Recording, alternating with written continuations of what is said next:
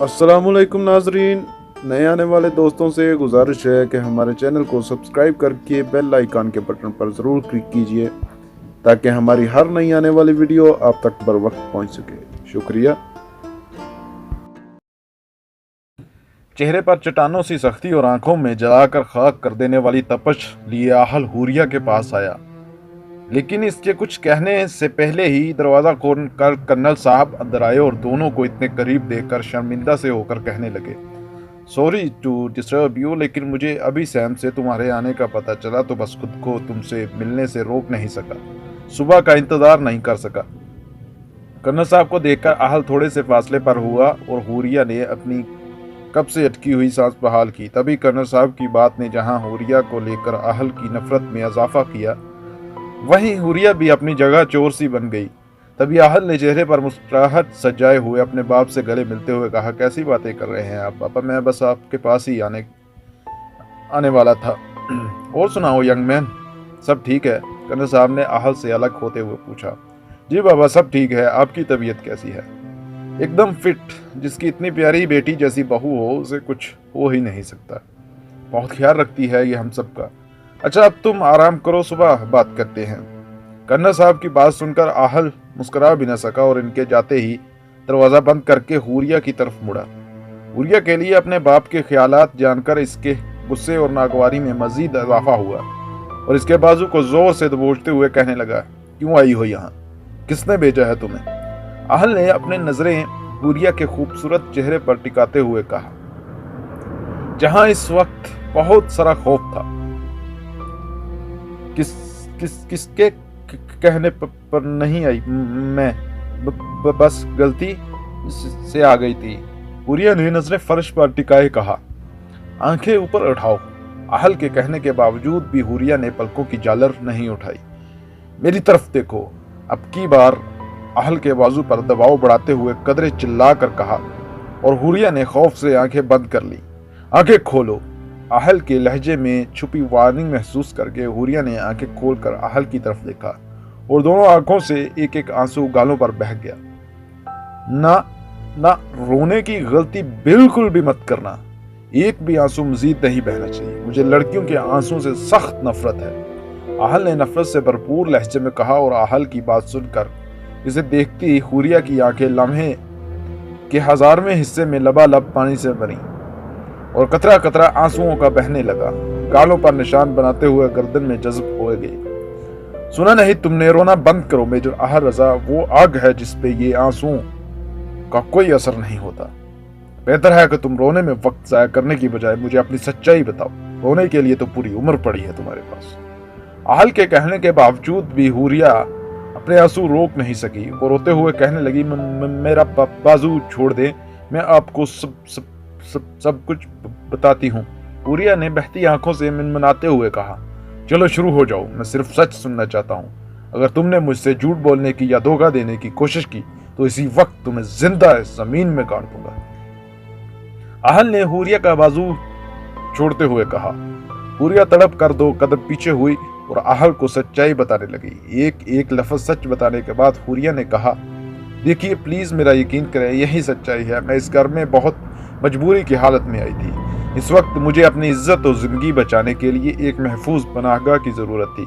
उसके लिए मैंने आपका नाम जानबूझकर बिल्कुल भी नहीं इस्तेमाल किया। वो सैम को गलत फहमी हो गई थी। इसी वक्त मुझे खामोश रहने ही ठीक लगा। फिर बाद में मैंने यहाँ से जाने की बहुत कोशिश की, लेकिन मैं हमद से दूर नहीं रह पाई। वो मासूम बच्चा मुझे अपनी मां समझने लग गया और मैं चाहकर भी खुद को इससे दूर नहीं कर पाई।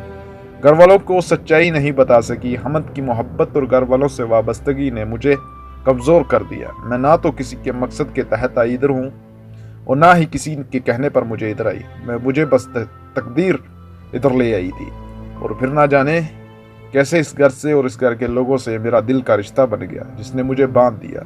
हुरिया के बगैर कुछ छुपाए सब कुछ बता दिया। इसके लहजे और लफ्जों में सच्चाई झलक रही थी जो आहल को बिल्कुल भी नजर नहीं आ रही थी। इसे हुरिया की सुनाई सारी कहानी झूठ लगी। मैंने तुम्हें पहले भी कहा था कि मुझे सिर्फ सच सुनना है, अपनी झूठी कहानियां किसी और को सुनाना। मुझे बस इतना बता दो कि तुम पिछले 3 सालों से मेरे घर में मेरी बीवी बनकर क्यों रह रही हो। किससे पूछ कर इधर आई हो? आहल ने हुरिया को दोनों बाजुओं में जकड़ते हुए कहा। छोड़े मुझे, यही सच था। मैंने जो आपको बताना था बता दिया। मैं कल चली जाऊंगी यहाँ से, हुरिया ने खुद को छुड़ाने की नाकाम कोशिश करते हुए कहा। ओह, तो तुमने सच बता दिया। खैर फिक्र ना करो, मुझे और भी बहुत से तरीके आते हैं सच उगलवाने के। वैसे यहाँ से जाओगी कहाँ? गिरफ्त मजीद सख्त करते हुए आहल ने हुरिया को पूछा। हुरिया को अपनी हड्डियां टूटती हुई महसूस हुई। अपने घर जहां पर मैं पहले रहती थी। चलो तुम्हें मैं अभी और इसी वक्त छोड़ कर आता हूँ। मैं तुम्हारा वजूद इस घर में एक लम्हा भी बर्दाश्त नहीं कर सकता। आहल ने पहले बेड पर रखा हुरिया का मोबाइल उठाया और हुरिया का हाथ पकड़कर बाहर ले जाने लगा, मगर हुरिया ने चलने की बजाय रुककर बेड पर सोए हमद को देखने लगी। एक बार फिर आंखों से आंसुओं की बरसात जारी हो गई और वो जाने से पहले हमद को ढेरों प्यार करना चाहती थी, इसे आखिरी बार गले लगाना चाहती थी, लेकिन आहल से कहने की हिम्मत नहीं हो रही थी। आहल ने हुरिया को अपनी जगह रुके देखकर इसकी नजरों का ताक़ुब किया और देखा। इसे जोरदार झटके से अपनी तरफ खींचकर कहने लगा, हिम्मत भी ना करना दोबारा कभी मेरे बेटे को देखने या छूने की, वरना ये तुम्हारे नाजुक हाथ काट कर फेंक दूंगा। छोटे झूठे और गद्दार लोग मेरे बेटे के करीब आए, ये मैं कभी बर्दाश्त नहीं कर पाता। आहल सर्द महरी से कहता हुरिया को बाहर लेकर चला गया। गाड़ी में बैठकर अपने मोबाइल से कॉल मिलाई और कहने लगा, काशिफ, मारिया और 2 सिविल ड्रेस सिक्योरिटी गार्ड्स को इसी एड्रेस पर भेजो जहां थोड़ी देर पहले तुम गए थे।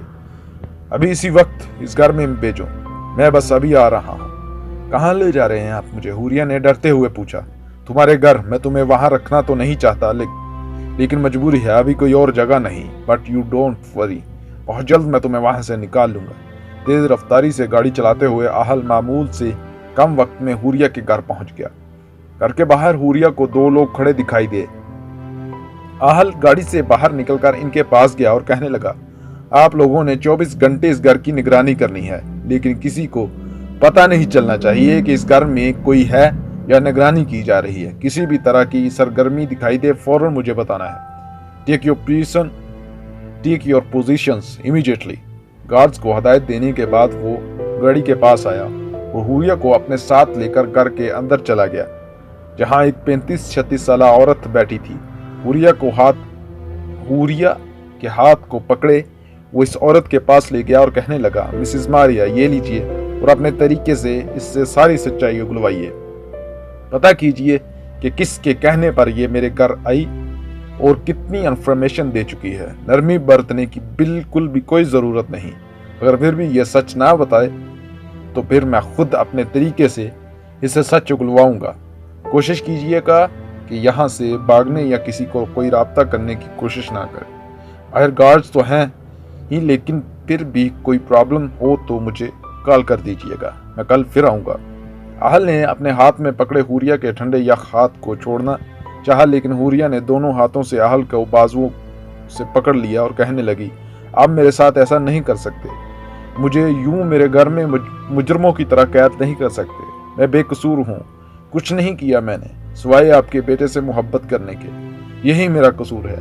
मैंने आपके घर वालों को अपना समझ लिया, बस, और कुछ नहीं किया मैंने। इस बात की आप मुझे इतनी बड़ी सजा नहीं दे सकते। सजा तो अभी तुम्हें मिली ही कहाँ है, वो तो तुम्हें इकबाल जुर्म के बाद मिलेगी। ऐसी सजा जिसे सोचकर तुम्हारी रूह तक कांप जाएगी। यह सब तुम्हें मेजर आहल रजा की दुनिया में दाखिल होने से पहले सोचना चाहिए था। मिस मारिया, आप अपने काम करें। आहल ने हुरिया के हाथों से अपना बाजू छुड़ाते हुए कहा और लंबे लंबे डग भरता बाहर निकल गया। जी हाँ दोस्तों, आज के लिए सिर्फ इतना ही। जल्द हाजिर होंगे इसी कहानी की दूसरी किस्त के साथ। तब तक के लिए अल्लाह हाफिज।